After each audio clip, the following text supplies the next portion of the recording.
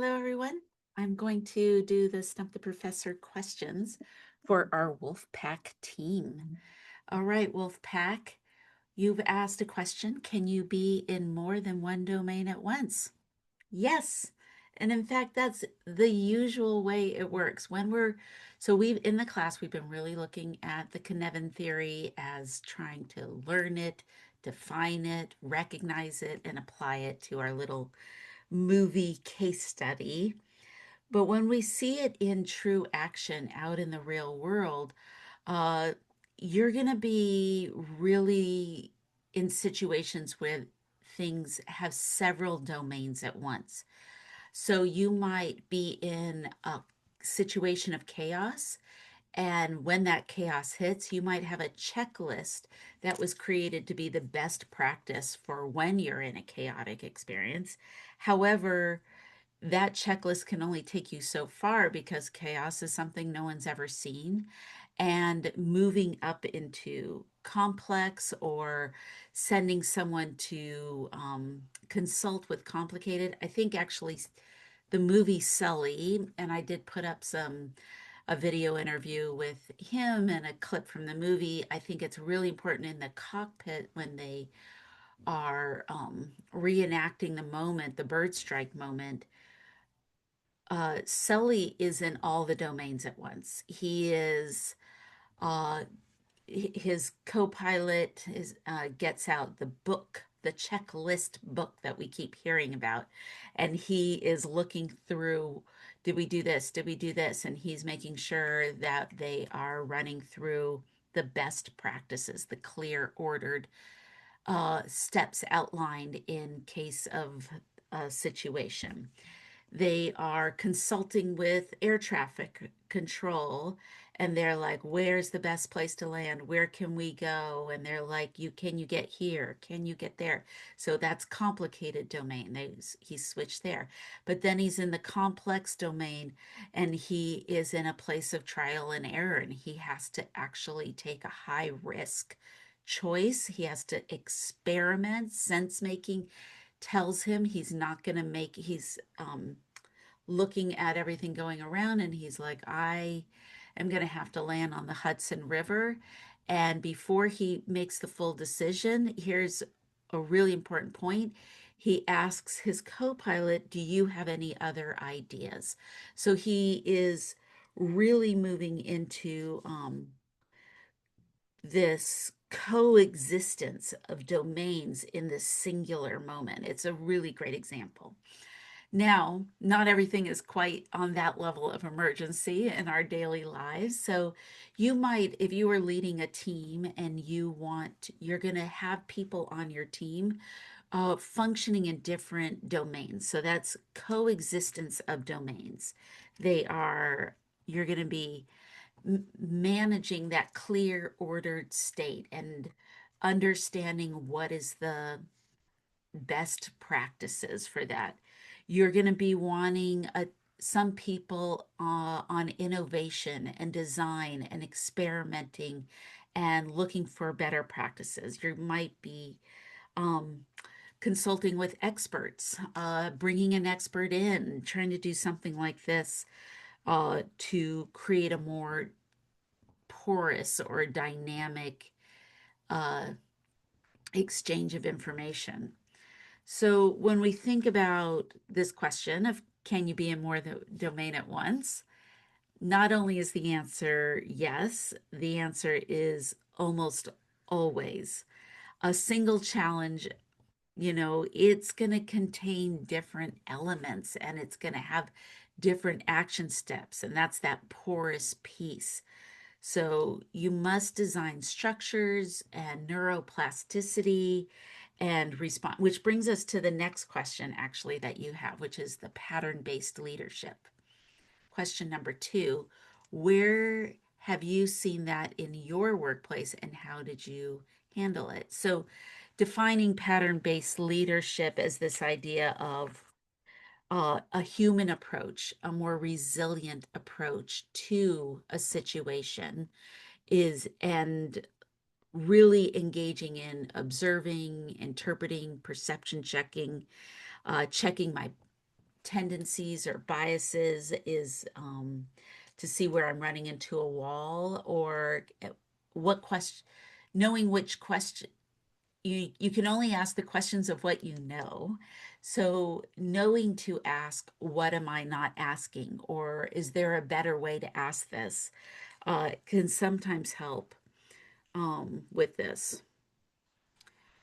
because it's not always clear what is cause and effect. And just in contrast, traditional leadership that's not pattern based is usually an engineered approach, meaning that we are going to construct some scaffolding and design outcomes. Like, we want to be here, so I want to design the path that has a predictable path to that outcome.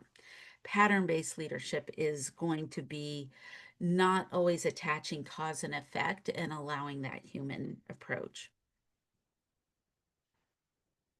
So the question, uh, 1 and 2 for me, uh, I mean, I think I'm always coming back to my theater experience because my theater is the most viable one.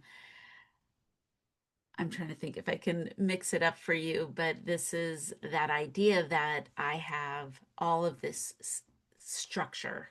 I have this more traditional approach to putting on a play. There's auditions, there's casting, there's a read through, there's blocking rehearsals, everyone getting off script, working with the costumers and the designers, and then the rehearsals to opening night, right? There is already a highly engineered path that's predictable, controllable, and it's like the train leaves the station and you're on that train to opening night. But, and this is my favorite line from Shakespeare in Love, when the theater director, the owner of the theater, the guy who's putting kind of making sure the show goes put together, there's all this chaos going on and there's all these unpredictable events, and they always like, is it going to be okay? Are we going to make it to opening night? And he always says yes. And they're like, how do you know we're going to make it to opening night? We're dealing with this crisis. He's like, I don't know, it's a mystery. I think that's something in the theater we often say quite a bit. It's got a contagion, that little phrasing. I don't know, it's a mystery. So to me, I think if I use Cynefin for what I'm doing, I don't think it's that big of a mystery. It's kind of got like this feeling of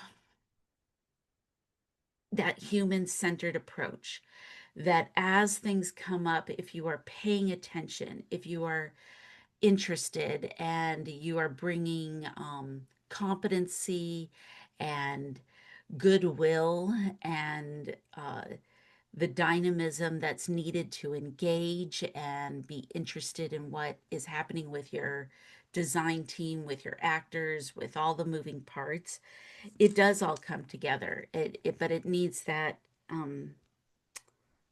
nurturing piece. It is a type of nurturing, or looking at the growth of something towards that goal, and then adjusting and trimming and all sorts of things that need to happen. Okay, I hope that answers that question. Power distances in the workplace. A, um, so this question is really interesting. You're asking about, does a title give someone power? So this is a little scenario. A title gives someone power, but that doesn't mean they always have power. They hold a position, but they are lacking personal power and social power. That means that this is someone who might be working with a lot of biases, where they have cut off their access to how they're connecting the relationship piece of leadership. And in this question, when you have a team of people who are in leadership in supervisor positions, let's say you have a head coach and assistant coaches, because it does talk in the question about a coach loses control of the locker room.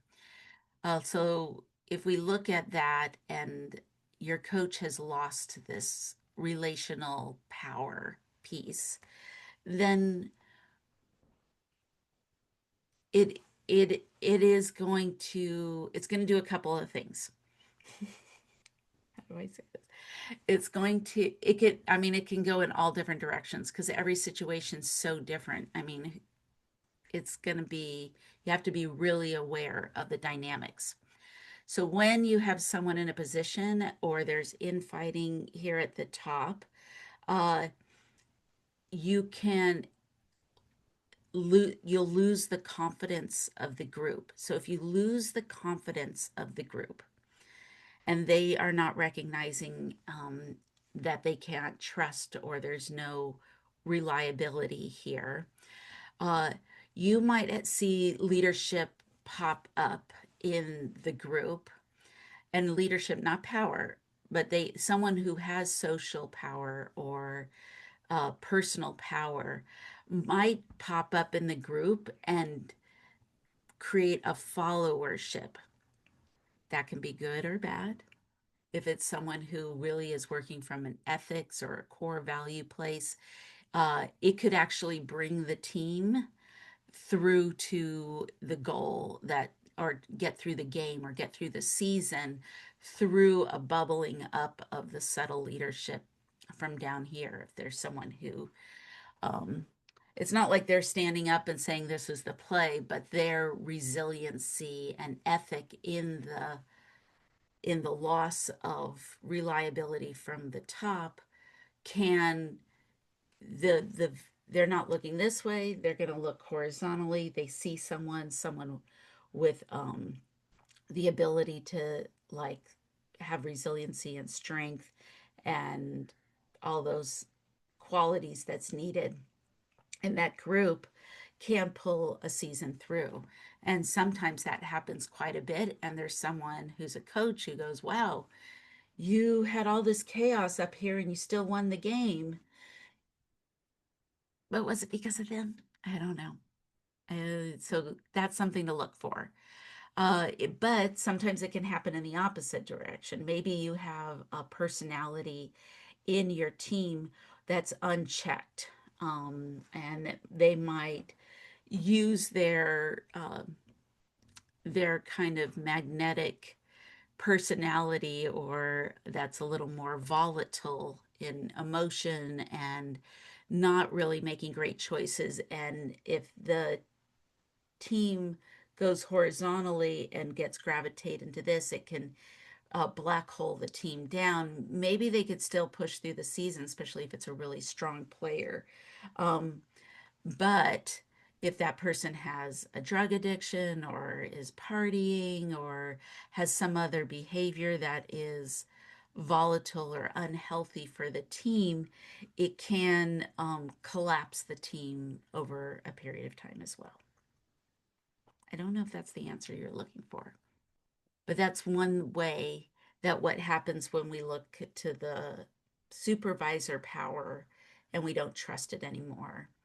And this will eventually collapse if they don't have that strength at the top of the chain there, top of the pyramid. Another thing that could happen is that we could have sabotage. So if someone doesn't trust the person in power, or the person in the position of power, if we have someone who's not trusting them, either maybe let's say that someone who is competent at what they're doing, but they see their leadership style as something that they feel it maybe isn't, let's say it just lacks strength to them. Like maybe it has a more relational driven style and they're used to a more authoritarian style. So they don't trust this kind of nurturing piece. They can often sabotage the team in the same way where they're going to pop up and create little alliances to topple the power. And this happens whether it's because someone is viewed as not having strength or if someone is incompetent or if there's an authoritarian style power. my way or the highway, and it's always my way, and don't question me and don't interrupt me, you're going to get these kind of alliances brewing in the group, and you'll get these nuggets of not cohesive coherence in the team. Okay, those are my responses to your questions. I hope that it gave you something to chew on and think about. I can't wait to hear what you guys say.